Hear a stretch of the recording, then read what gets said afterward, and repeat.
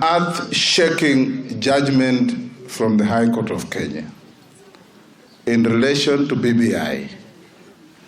5 judges made a judgment that has annoyed people, that has pleased others, that has rattled people, that has settled others, but the High Court is an institution of the Republic of Kenya founded in our Constitution. What they said, we know it because we have read it and we heard them. We are the proponents of BBI. I have been a signatory to BBI process. I have spoken in all BBI development fora, twice at Bomas, signed at KICC, and we have had meetings as leaders. Now that the High Court has said what they have said, my advice to my brothers and sisters in leadership and out of leadership is not to bastardize and condemn the judges, but look at what they have said and remember that in our court hierarchy and our Constitution, we have layers of courts. We have magistrates' courts, we have the High Court, we have the Court of Appeal, we have the Supreme Court. For those of us who are not happy with the judgment of the High Court, the doors of the Court of Appeal are open, and we should go to the Court of Appeal and challenge this decision of the High Court. It is the only lawful, constitutional, orderly, and sober way of dealing with issues. I want to urge Kenyans from both sides of the competition on BBI, don't be tempted to degenerate into name-calling of each other. Don't be tempted to degenerate into calling for retributive action against our judges.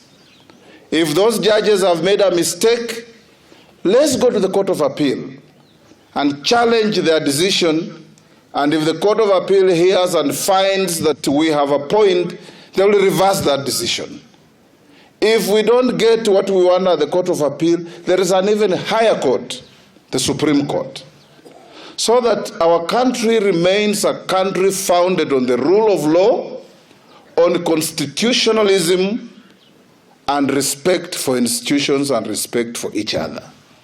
In a situation like this, there are people who will take leave of their senses, others will take leave of reason, others will take leave of patience and throw boulders at each other. Those judges, like all other human beings, can make mistakes, and their judgment can be a mistake. In fact, it has jostled people. It has arrested a process that had gathered momentum. Everybody was getting ready for referendum. We were urging you to be ready to vote for the Constitution. A temporary halt is not a stop to the process. So I wish that those in the Secretariat of BBI consult senior, experienced, and knowledgeable lawyers like yours truly here, and we will be able to guide you on how to remedy the wrong, how to reverse the loss, and how to put back the process on the rails so that we can move to the future. I agree with those who are anxious because we don't have time.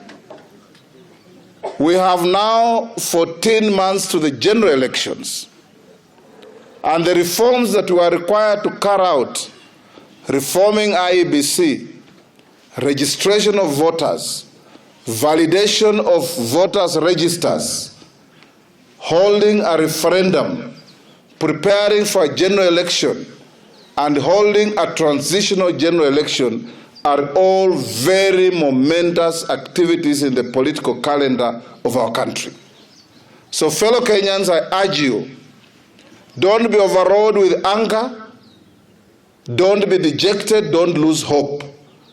BBI and referendum were meant and will bring our country closer together by outlawing exclusivity, by bringing more money to the counties for greater development and strengthening devolution, and by expanding the executive so that we get rid of the anachronistic winner-take-it-all and losers left complaining and hungry postures in our politics. We want a politics where the winner, the loser will work together. The winner will not be exalted, the loser will not be vanquished. We will all see each other as Kenyans playing different roles at different times. So for those judges, we may not agree with you, but there's somebody superior above you that we are going to seek an opinion and argue our case in the Court of Appeal. I want to finish by urging Kenyans that our unity is founded on our common values and common destiny. And don't let any events, including a judgment of a court, drive a wedge between our communities or our people or our leadership. Let's remain united. President Uhuru Kenyatta, I urge you, now more than ever before, display your flair as a statesman and bring together like-minded leaders so that we see the way out of this quagmire. Get our country on the trajectory that is the dream of every Kenyan. Mambo ya BBI. Mimi nilisema hapa Bungoma kwamba ile BBI haitaleta suluhu kwa matatizo ya ambao watu wa Bungoma wengi wanapitia hiyo matatizo. Rais na Raila walisema kwamba hii BBI italeta umoja. Wakasema hii BBI itafanya kila jamii ambaye inatafuta nafasi kwa serikali ipate. Hata wakifanya ile mazungumzo ya kupitisha hii BBI, serikali bado imefanya uteuzi ya wale watu wakubwa kwa serikali, na hawa watu wote wanatoka katika familia moja peke yake. So you cannot talk about inclusivity in one hand, and then the second hand you are the one who is perpetuating exclusivity of the highest degree in this country. Na tukisema hivi wanafikiria sisi tunafanya makosa. Koti imetoa uamuzi na imesema kwamba njia ambayo Rais na Raila Odinga walifuata ilikuwa njia ambayo ilikuwa ni kinyume ya sheria, na mimi naomba rais na watu wale wengine wote, they should not appeal against that decision, because Kenya is not going anywhere. We have an opportunity, we have time to sit down and begin the process in a much more inclusive manner and by following the right procedure. Uamuzi wa court kuhusu BBI, wengine wamesherekea, wengine wanasema hii ni maamuzi ya kisiasa. Mimi sitaki kuingia hiyo debate. Mimi tangu nirudi kutoka Ulaya nimekuwa nikisema kama ningelikuwa hapa wakati mlianzisha mawasiliano ya BBI, ningewaeleza kwa sababu gani naona ina shida fulani, inaitilafia kwa njia fulani. Lakini nimekuja wakati mmefanya referendum ya MCA, mnaendelea, sitaki kuingia hiyo kuzozana na mambo ya BBI.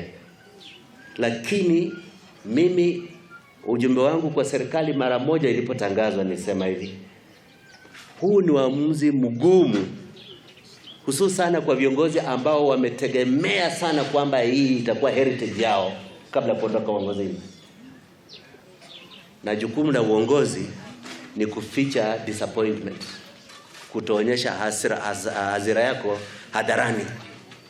Zina msihi Rais Uhuru Kenyatta na partner wake kwa hii initiative, Right Honorable Raila Odinga, wawe wastahimilivu, wanyenyekee, wajue changamoto la kustia taifa hili through transition lina vitu challenges, changamoto nyingi zaidi zimesalia. Zinahitaji wawe viongozi wenye ubusara, badala ya kuingilia furugo kwa sababu koti imeamua kitu hakupenda. Leadership is shown in time of crisis by humility and accepting that challenges can reverse your ambitions. Nafikiria huu ni wakati wa kuonyesha uongozi.